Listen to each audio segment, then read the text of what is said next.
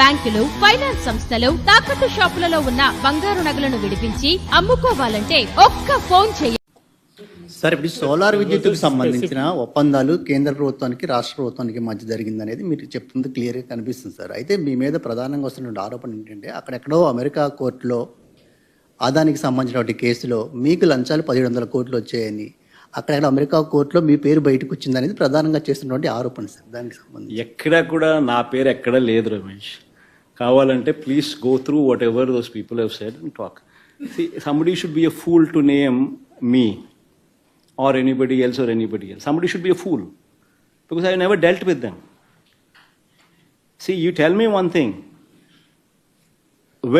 Where did this originate from? Had SECI not written to me, had SECI not offered to me this phenomenal offer of ₹2.49 and along with that interstate transmission charges waiver, there is no deal. Where did this originate from?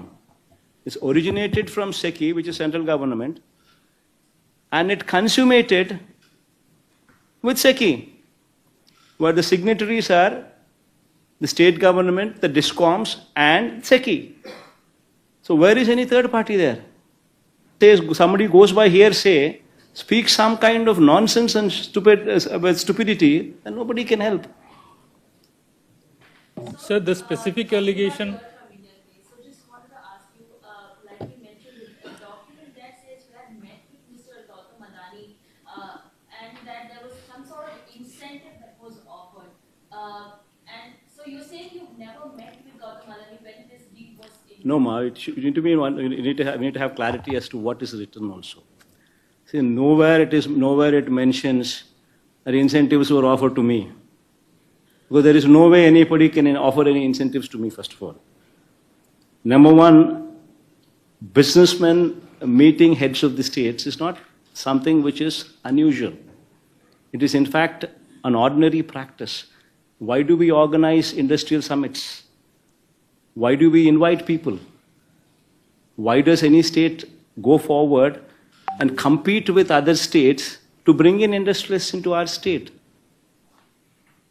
So Adani meeting me is not something which is out of the ordinary. He would have met me several times before, several times after also during my 5 years regime. So what has that got to do with any of this? And he's got ongoing projects in the state of Andhra Pradesh. He's got ongoing endeavors also in the state of Andhra Pradesh, within the state of Andhra Pradesh. So whatever discussions take place, they always take place what is within the state of Andhra Pradesh. Why would anybody talk about something which is not in the purview? And as far as this is concerned, there is nothing there. It originated from SECI. How can anybody talk to me about something which is not even there in air, which is not even there? See, if not, SECI would have probably written these kind of letters to so many states. It so happened that I responded positively. That is their job.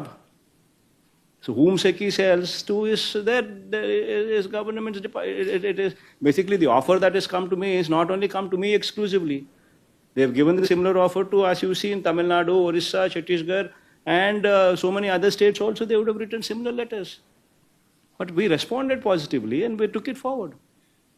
What is wrong in it? ఇది అన్యాయం కాదా అని అడుగుతున్నాం.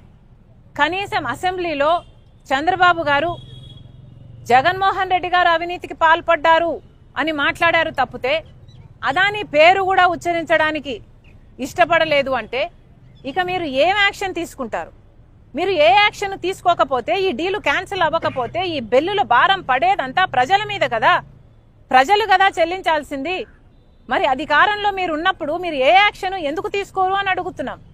ఇది ఎక్కడి న్యాయం అని అడుగుతున్నాం. జగన్మోహన్ రెడ్డి గారు ఆంధ్ర రాష్ట్రాన్ని అదాని రాష్ట్రంగా చేశారు. ఒక బ్లాంక్ చెక్ లాగా అదాని గారికి ఆంధ్ర రాష్ట్రాన్ని ఇచ్చే ప్రయత్నం చేశాడు జగన్మోహన్ రెడ్డి గారు. ఒక సోలార్ పవర్ డీల్లోనే 1750 కోట్ల రూపాయలు జగన్మోహన్ రెడ్డి గారికి లంచం వచ్చింది అని ఇప్పుడు బయటపడింది. కానీ గంగవరం పోర్టు 10% గవర్నమెంట్ వాటాని జగన్మోహన్ రెడ్డి గారు అప్పనంగా 9,000 కోట్ల రూపాయలు విలువ చేస్తే అదానీ గారికి 640 కోట్లకే అమ్మేశారు. ఇది అన్యాయం కాదా?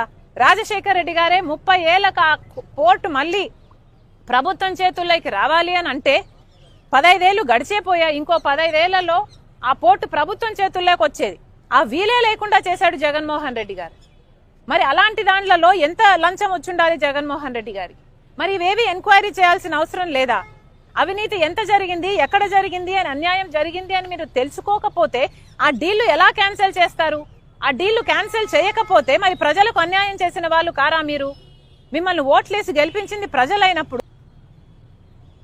మళ్ళీ చెప్తున్నాం, అన్యాయం జరిగింది, అక్రమం జరిగింది, క్రైమ్ జరిగింది అని అమెరికా వాళ్ళు చెప్తున్నారు. అక్రమం జరిగింది, క్రైమ్ జరిగింది అని అమెరికా వాళ్ళు చెప్తున్నారు. సాక్ష్యాలు, ఆధారాలు ఉన్నాయని వాళ్ళు చెప్పి వాళ్ళు ట్రయల్ కూడా ప్రొసీడ్ అవుతున్నారు.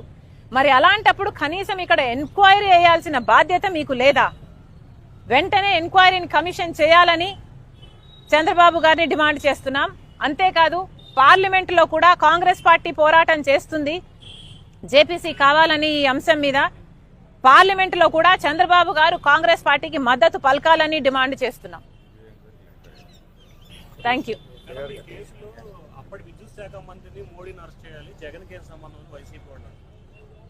ఏంటమ్మా అమ్మా, వాళ్ళ పేపర్ల ప్రకారము, సాక్ష్యాలు, ఆధారాలతో ప్రకారము జగన్మోహన్ రెడ్డి గారిని మోడీ గారు కలిశారు, ఫలాని తేదీ కలిశారు అని ఆధారాలు ఉన్నాయి వాళ్ళ దగ్గర. ఆ మరుసటి రోజు జగన్మోహన్ రెడ్డి గారికి ఇన్సెంటివ్స్ అంటే తెలుగులో ప్రోత్సాహకాలు అంటారా, అవి కూడా మాట్లాడుకోవడం జరిగింది అని చెప్పారు. ఆ తర్వాత ఆగమేఘాల మీద కొన్ని గంటల్లోనే ఫైల్ మూవ్ అయిపోయి ఆమోదం ముద్ర కూడా పడిపోయిందని, కేబినెట్ లో అప్రూవ్ కూడా అయిపోయిందని ఆధారాలు ఉన్నాయని చెప్తున్నారు. మరి ఇంత జరిగినప్పుడు అసలు ఏ బేసిస్ మీద మీరు అప్రూవ్ చేశారండి? పక్క రాష్ట్రం మీద ₹99 పవర్ కొంటుంటే మన రాష్ట్రంలో ₹2.49 మీరు సంతకాలు పెట్టారు అంటే మన రాష్ట్రానికి నష్టం జరుగుతుంది, మన ప్రజలకు నష్టం జరుగుతుంది అని తెలిసినా కూడా మీరు సంతకాలు పెట్టారంటే ఎందుకు పెట్టారు? మీ లంచాల కోసమే పెట్టారు కదా. మరి మీరే నిర్దోషులు అని మీరు అనుకుంటే మీరే ఎంక్వైరీని అడగండి. ఎందుకు జగన్మోహన్ రెడ్డి గారు వచ్చి మాట్లాడడం లేదు? ఏ దాని మీద జగన్మోహన్ రెడ్డి గారు వచ్చి మాట్లాడరు? జగన్మోహన్ రెడ్డి గారు సమాధానం చెప్పాల్సిన అవసరం లేదా? నేనేం తీసుకోలేదు, నా బిడ్డల మీద ప్రమాణం చేస్తున్నాను, నేను ఒక్క పైసా కూడా తీసుకోలేదు అదాని దగ్గర అని ఎందుకు ప్రమాణం చేసి చెప్పడం లేదు జగన్మోహన్ రెడ్డి గారు? ఇవన్నీ జగన్మోహన్ రెడ్డి గారు మాట్లాడాలి కదా. ఊరికే చెప్తే సరిపోదు. సెక్కితో డిపార్ట్మెంట్ అగ్రిమెంట్ చేసుకుంది అంటే ఎట్లా సరిపోతుందండి? అవతల వాళ్ళ ఆధారాలు ఉన్నాయి అని వాళ్ళు చెప్తున్నప్పుడు కనీసం ఎంక్వైరీ అన్నా జరగాలి కదా అని అడుగుతున్నాం. ఈరోజు జగన్మోహన్ రెడ్డి గారు ఎంత కంఫర్టబుల్ గా ప్లేస్ అయ్యారో చూడండి. కేవలం ఇది అదానీ కాదు, ఇంకొకటి ఎవడైనా ఉండుంటే ఈ పాటికి ఎంక్వైరీ పడిపోయేది, ఈ పాటికి డీలు క్యాన్సిల్ అయిపోయేది, అన్ని జరిగిపోయాయి. కానీ అదానీ బీజేపీ మనిషి కాబట్టి చంద్రబాబు గారు కనీసం పేరు కూడా ఉచ్చరించడం లేదు. అప్పుడు పవన్ కళ్యాణ్ గారు కూడా మాట్లాడారు డీలు జరుగుతున్నప్పుడు ఇది అన్యాయం జరుగుతుంది అని. మరి అలాంటప్పుడు ఇప్పుడు అన్యాయం జరిగింది అని తెలిసినప్పుడు, సాక్ష్యాలు, ఆధారాలు ఉన్నప్పుడు మీ దగ్గర, మరి ఇప్పుడైనా ఎంక్వైరీలు వేయాల్సిన అవసరం లేదా మీకు? ప్రజలు ఇచ్చిన అధికారం కదా, మరి వాళ్ళకి అన్యాయం జరుగుతుంటే మీరు ఎలా ఊరుకున్నారు అని ప్రశ్నిస్తున్నాం.